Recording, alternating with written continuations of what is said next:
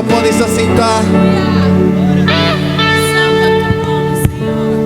Que momento maravilhoso. A presença de Deus é notória.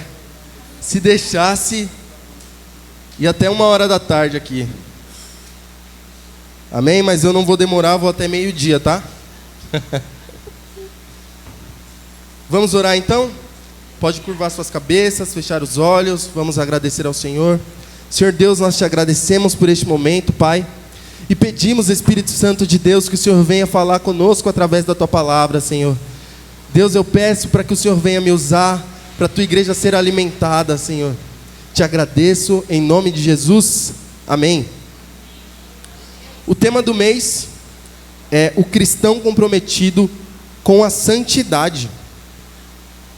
Nós estamos ouvindo várias palavras abençoadíssimas durante todo esse mês sobre o compromisso do cristão com a santidade.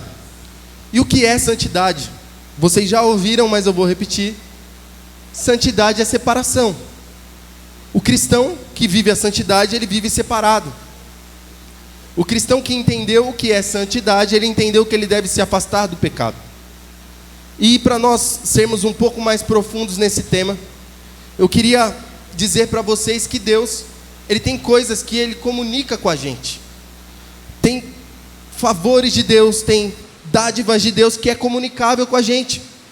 E tem coisas que Deus não comunica com a gente. Atributos comunicáveis e atributos incomunicáveis.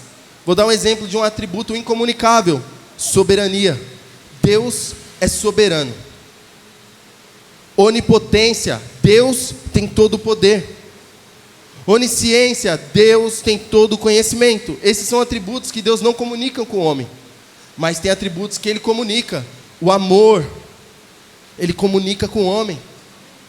E a santidade, Ele comunica com o homem. A vontade de Deus é que sejamos santos, mas na balança há um desequilíbrio para os dois lados no entendimento desse tema. Há pessoas que, quando vem a palavra santidade, falam: santo só Deus. Sendo que a santidade é algo que Deus quer comunicar com a gente, quer compartilhar com a gente. E tem gente que é o outro extremo, que se acha santo igual a Deus. Tem gente que é intocável. Não, eu sou perfeito.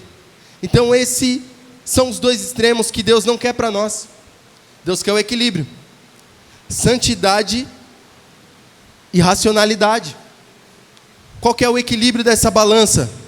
Não serei santo como Deus, fato, mas eu vivo um processo de santificação que é contínuo. Então eu sempre consigo melhorar. E a vontade de Deus é essa. Como nós cantamos no louvor, eu abro o coração a Ti. A gente não abre o coração só para sentir uma emoção do momento. A gente não abre o coração só para receber aquela unção e ir embora e praticar as mesmas coisas. Nós abrimos o coração, quando nós dizemos isso para Deus, nós abrimos o coração para um processo. O cristão batizado, aquele que desceu as águas, ele não só matou o velho homem. Esse é um entendimento um pouco superficial quando nós falamos de batismo.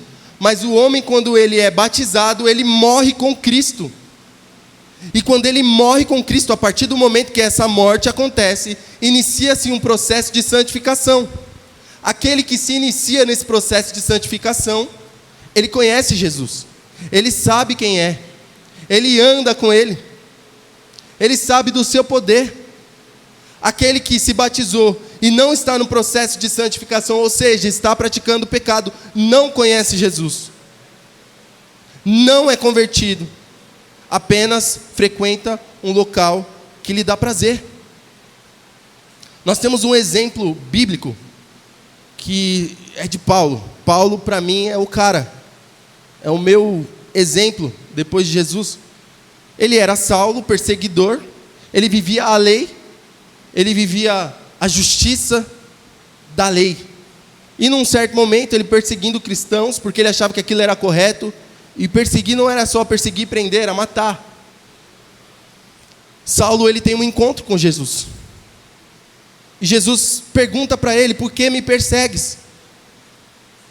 A partir do momento que Saulo tem um encontro com Jesus, ele se torna pequeno. Ele muda o nome dele para Paulo, ele se torna pequeno e ele se torna servo. A partir do momento que Paulo tem um encontro com Jesus, ele começa o processo de santificação. E nós vemos na continuidade da vida de Paulo que não só ele continua no processo de santificação, mas como ele amadurece na fé. Há um momento na vida de Paulo onde ele está prestes a morrer, que ele aconselha a continuar a pregar o evangelho, que ele chama um jovem chamado Timóteo para ir lá na cadeia, para ele ensinar como fazer uma obra missionária. Paulo, ele abriu mão de tudo nesse processo de santificação. E nesse processo de santificação ele conseguiu encontrar a alegria de viver assim. Deixa eu te dizer uma coisa. O homem estava condenado. Condenado. Adão peca. E todos aqueles que vieram de Adão e Eva nasceram no pecado. O homem tinha uma inimizade com Deus. Inimigos de Deus éramos. Mas Deus amou o mundo de tal maneira que decidiu enviar Jesus. Jesus vem, ele morre, ele faz uma espécie de ligação, de ponte do homem para com Deus, e ele cria uma reconciliação. Ele cria uma reconciliação de um relacionamento rompido pelo pecado, e nos dá a oportunidade de viver agora como novos homens, como uma nova criatura, nos dá a oportunidade de viver o processo lindo da santificação. Se eu não cresce em Cristo, eu continuaria vivendo a minha vida, mas a condenação seria certa. Romanos 3:23, todos pecaram e foram afastados, destituídos da glória de Deus. Mas Jesus olhou para nós e Ele foi o sacrifício. Jesus olhou para nós e foi a libertação, e nos deu a oportunidade de vivermos salvos. Quando alguém te perguntar se você vai para o céu, você diz: eu sou salvo. Porque temos que ter essa convicção. Muita gente acha que o processo de santificação é muito difícil, e eu vou dizer uma coisa, é mesmo. Por isso que Jesus diz: dia após dia, tome a sua cruz, negue-se a si mesmo e siga-me. Porque é difícil. Mas chega num momento onde a sua carne está tão condicionada a obedecer à vontade de Deus, que isso se torna automático. Todos nós temos impulsos. Todos nós estamos inclinados ao pecado, isso é um fato. A própria palavra diz que aquele que diz que não peca é mentiroso. Nós pecamos, mas a nossa diferença para alguém que não crê, para alguém que continua vivendo a sua vida até a condenação, a nossa diferença para ele é que nós reconhecemos que precisamos da graça de Deus.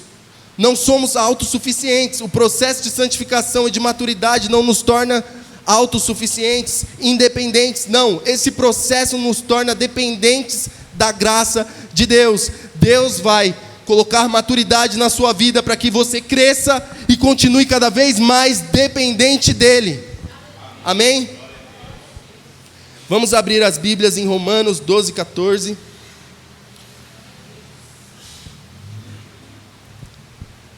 Abençoai os que vos perseguem, abençoai e não amaldiçois. Você pode colocar na NVT, por favor?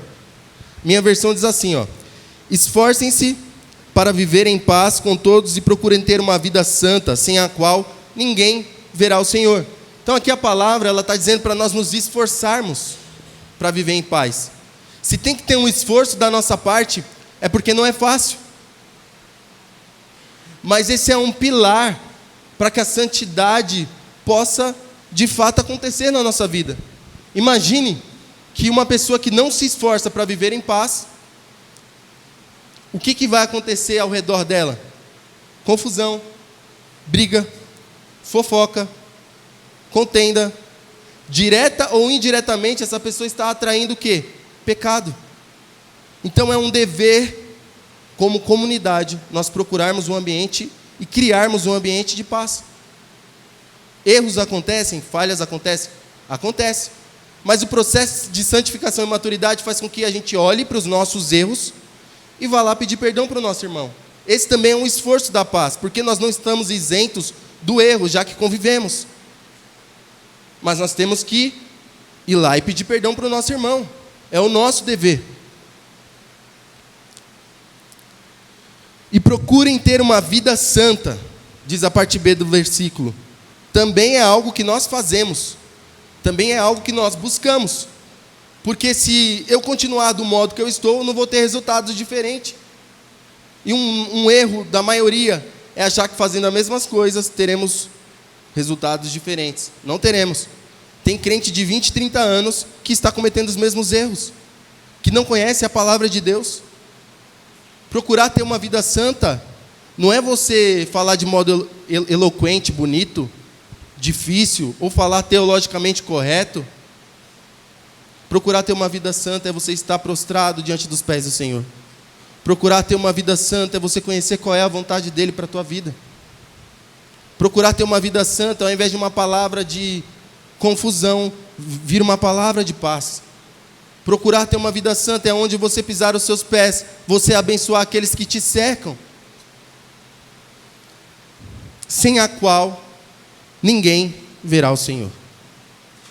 Se nós não procurarmos ter essa vida santa, não veremos a Deus, não veremos o Senhor.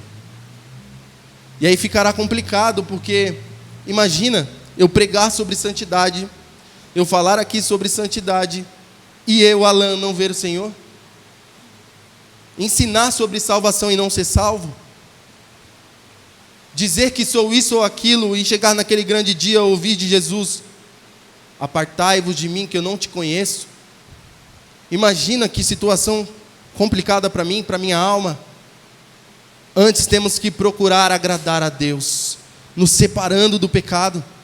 Esse tem que ser o nosso compromisso. Esse tema não é só mais um tema onde nós vamos aqui cumprir um protocolo e falar de santidade, mas isso aqui tem que ser prática diária. Deus nos chama, nos convida para um lugar que Ele criou chamado oração. Na soberania dEle, Ele escolheu essa forma para nos comunicarmos com Ele. E esse lugar chamado oração, há revelação sobre a nossa vida. Nesse lugar chamado oração, nós oramos e alinhamos a vontade de Deus à nossa, não o contrário, não a nossa de Deus, a vontade de Deus à nossa. É nesse lugar que nós oramos e pedimos misericórdia, bondade e graça. É nesse lugar que Ele transforma o nosso ser. É nesse lugar que nós saímos do nosso quarto, como Jesus aconselha em Mateus 6, versículo 6. Nós refletimos a glória de Deus para o mundo. Amém? A santidade é um aspecto fundamental da vida cristã. 1 Pedro 1,15.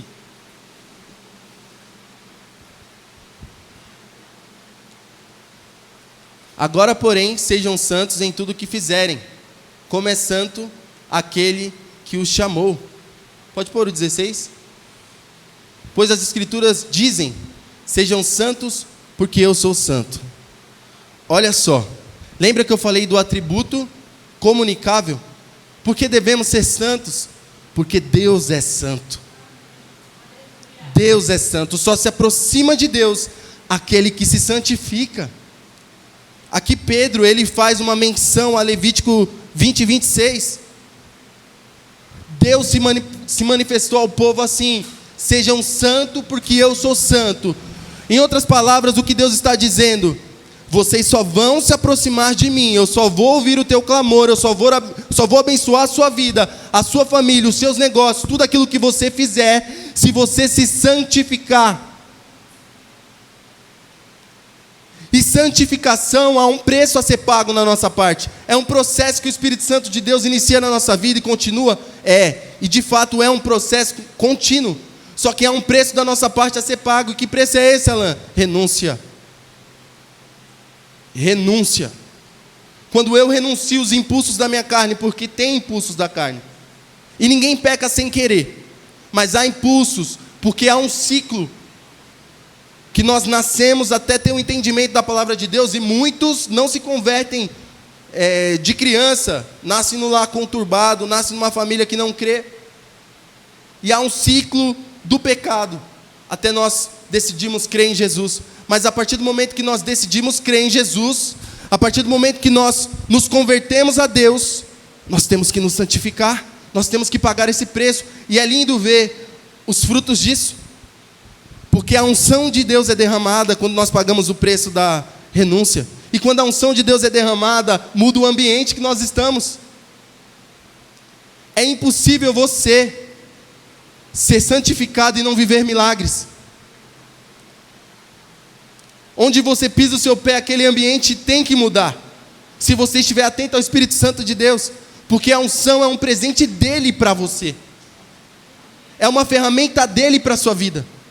Onde você tocar, vai mudar. Quem é que quer receber a unção de Deus? Meus amados, é uma ferramenta que nós precisamos para os dias de hoje. Só que é uma ferramenta que eu acredito que muitos não usam. Muitos não usam porque não entendeu esse processo. Esse processo é para que você seja aprovado. Esse processo é para que você se torne maduro na fé.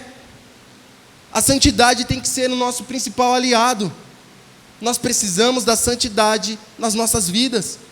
Nós precisamos santificar as nossas ações. Nós precisamos da ajuda do Espírito Santo. E tudo é feito por intermédio da graça salvadora do nosso Senhor Jesus Cristo. Amém? A santidade é um chamado para um compromisso radical de viver de uma maneira que reflita o caráter de Deus. 1 Tessalonicenses 4, do 3 ao 7.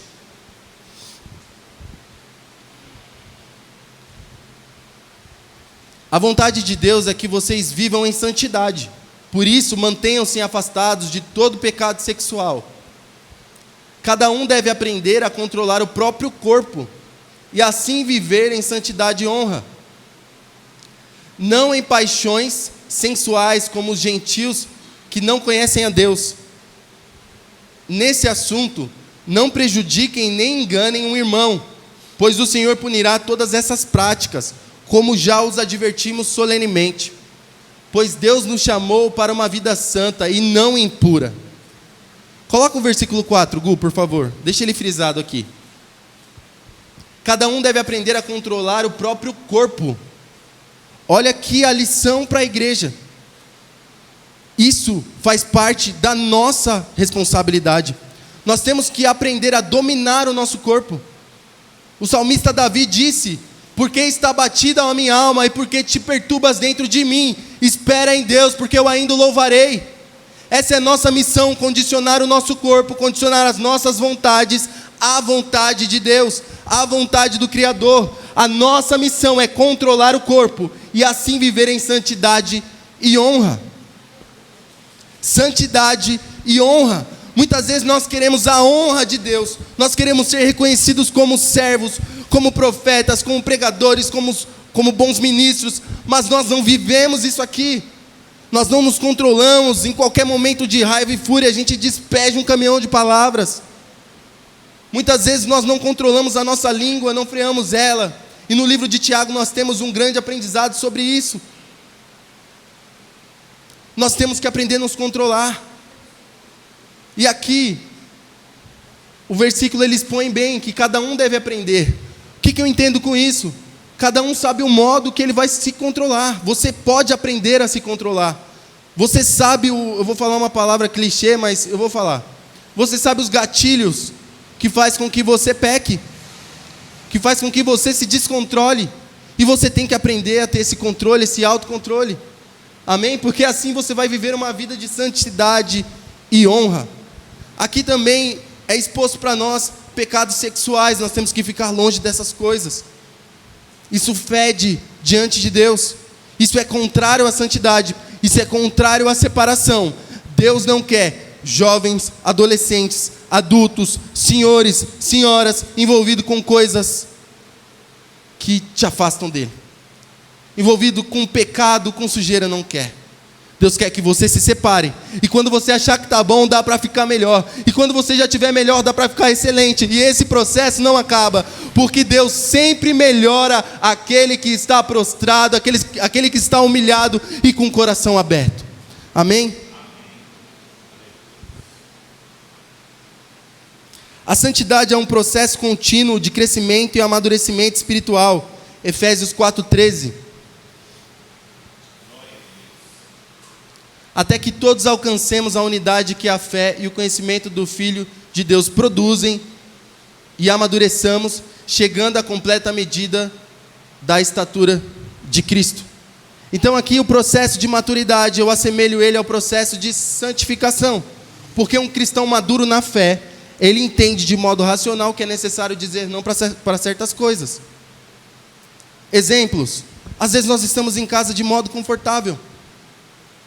Está ali um momento gostoso, um churrasco de família, uma coisa assim que nos prende, nos envolve ali. Mas nós sabemos que nós temos que buscar o excelente, aquilo que alimenta o nosso espírito. Nós sabemos racionalmente que temos que vir à casa do Senhor. Então a gente se despede, a gente dá um abraço, meio com o coração partido, mas a gente vem para a casa do Senhor. É necessário um cristão ter maturidade, porque se você é pai, se você é mãe, você tem que dar exemplo para o seu filho. Assim como Deus disse, sede santo, porque eu sou santo, você tem que dar o mesmo espelho para o seu filho. Se você não é pai ainda, você vai ser. Se você não é mãe, você vai ser. Mas nós temos hoje, na nossa condição, a quem espelhar Cristo, a quem espelhar o grande exemplo. E voltando à santidade, Deus comunica isso com a sua igreja. Deus comunica essa santidade. Deus quer que nós pratiquemos ela. É necessário ter essa prática diária, para que nós estejamos prontos para alcançar níveis maiores. Eu não posso continuar raso, sendo que eu tenho tanta profundidade na palavra de Deus, eu tenho tanto a aprender com essa palavra, eu não posso continuar raso. Eu tenho que continuar mergulhando até que a correnteza me leve. Se deixar levar pelo processo de santificação é isso, é confiar. E nós temos um exemplo, vou colocar como um contraste, Adão e Eva. Eles decidiram não confiar no conselho de Deus e pecaram. Quando nós não confiamos no conselho de Deus, que é: se santifique, aquele que está limpo, limpe-se mais, aquele que está de pé, cuide-se para que não caia. Quando nós não confiamos nesses conselhos, nós caímos, nós pecamos, nós nos afastamos de Deus. Há uma analogia que é um pouquinho clichê também, mas eu vou lembrar vocês. O avião, quando está lá no céu, ele é pequeno. Nós olhamos daqui de baixo e ele parece ser pequeno. Mas quando nós vamos ao aeroporto, nós vemos aquela aeronave grande, que não cabe nos nossos olhos, a gente tem que olhar 180 graus. Assim é a vida de santificação. Se nós nos separamos e nos santificamos, nós vamos estar perto de Deus. E quem está perto de Deus, vive o favor da sua mão. Quem está longe de Deus, vai ver Deus sempre com aquela ideia teológica.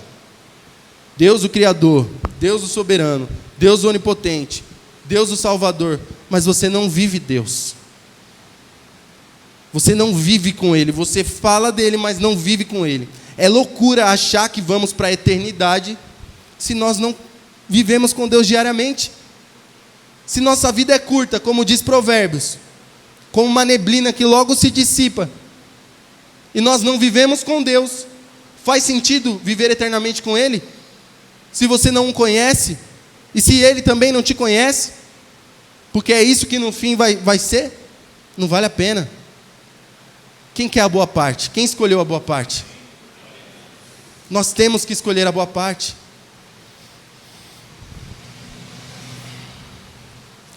Os obstáculos à santidade. Romanos 3:23. Pois todos pecaram e não alcançam o padrão da glória de Deus. Olha só, todos pecaram. O que se opõe à santidade é o pecado. O pecado é o principal obstáculo à santidade.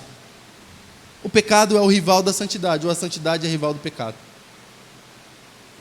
E tem uma outra analogia clichê que eu vou falar também. Hoje eu estou cheio das analogias clichê, mas vai refrescar sua mente.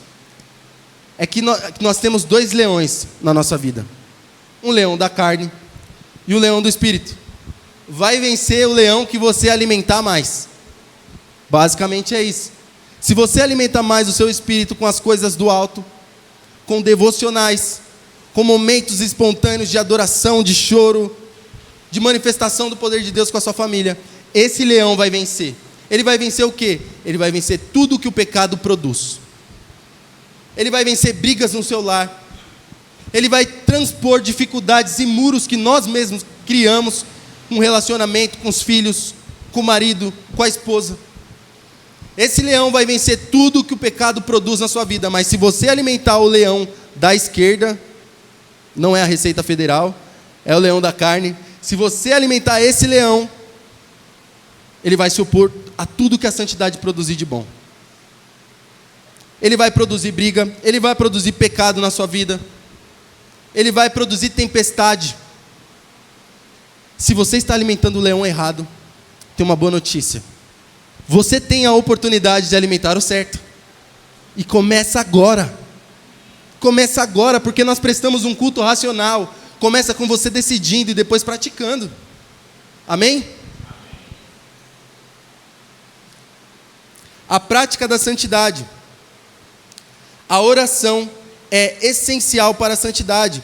Efésios 6:18. Orem no Espírito em todos os momentos e ocasiões. Permaneçam atentos e sejam persistentes em suas orações por todo o povo santo. Olha só que recomendação de Paulo. Em todos os momentos e ocasiões nós devemos orar em Espírito. O pastor Jeto fala muito disso. E o pastor compartilha algumas experiências no treinamento ou na mesa mesmo, a gente tomando café, que é o que tem que ser vivido. No banco, no hospital, no restaurante, em qualquer lugar nós devemos estar atentos e orando. Porque Deus vai usar você. Aquele que ora, ele se santifica. Aquele que ora em todos os momentos, ele está se santificando. Porque se você está conectado com Deus, o pecado não tem vez. O diabo não nos vence. O Jefferson falou algo ontem interessante. Que o diabo ele é adversário das nossas vidas, não adversário de Deus. E é verdade, Deus tem todo o poder. Lá no livro de Jó nós vemos o diabo pedir permissão para Deus, porque é assim. Muita gente fica assustado com o mal, fica assustado com as coisas espirituais. Não fique assustado, o seu Deus é maior do que tudo e todos. E é Ele que vai à frente por você. Mas nós temos um adversário que fica a todo momento nos tentando, fica a todo momento nos lançando coisas na nossa mente. E tem um ditado que não é bíblico, mas é um ditado interessante que diz que mente vazia é a oficina do diabo. E é verdade. Se você está com a sua mente vazia, se você está dando ouvidos para coisas que vai te deixar depressivo ou ansioso, pode ter certeza que é o diabo que está trabalhando por trás disso. Ocupe a sua mente primeiro lendo a palavra e meditando nela dia e noite, orando em espírito. Você vai ver a santificação de fato trazer fruto para a sua vida. Porque não tem como eu me santificar de fachada. Eu tenho que buscar, eu tenho que orar, eu tenho que conhecer a vontade de Deus, amém?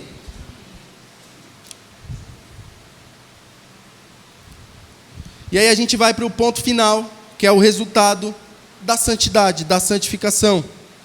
Romanos 6, versículo 1, a santidade leva a uma vida de vitória sobre o pecado. Pois bem, devemos continuar pecando para que Deus mostre cada vez mais sua graça? Claro que não. Uma vez que morremos para o pecado, como podemos continuar vivendo nele?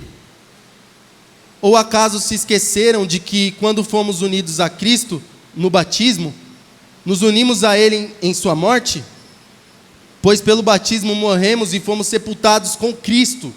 E assim como Ele foi ressuscitado dos mortos pelo poder glorioso do Pai, agora nós também podemos viver uma nova vida. Uma vez que nossa união com Ele se assemelhou à sua morte, assim também nossa ressurreição será semelhante à dele.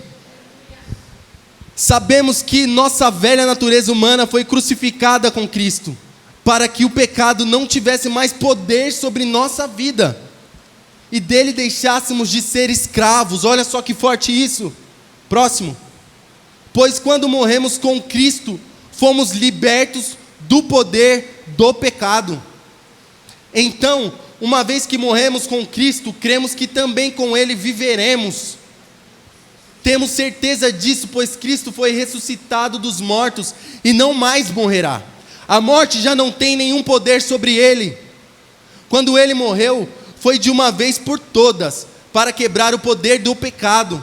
mas agora que ele vive é para a glória de Deus. Da mesma forma, considerem-se mortos para o poder do pecado e vivos para Deus em Cristo Jesus. Não deixem que o pecado reine sobre seu corpo, que está sujeito à morte, cedendo aos desejos pecaminosos. Não deixem que nenhuma parte de seu corpo se torne instrumento do mal para servir ao pecado, mas em vez disso, entreguem-se inteiramente a Deus, pois vocês estavam mortos e agora têm nova vida. Portanto, ofereçam seu corpo como instrumento para fazer o que é certo, para a glória de Deus. O pecado não é mais seu senhor, pois vocês já não vivem sob a lei, mas sobre a graça de Deus. Deus te deu autoridade e poder sobre o pecado através de Cristo. Nós podemos, nós vamos conseguir, porque nós já temos isso derramado sobre nós. Se você entendeu essa palavra, se você está alimentado, aplauda ao Senhor, Ele é bom, e nós vamos conseguir viver esse processo de santificação no nome de Jesus. Amém.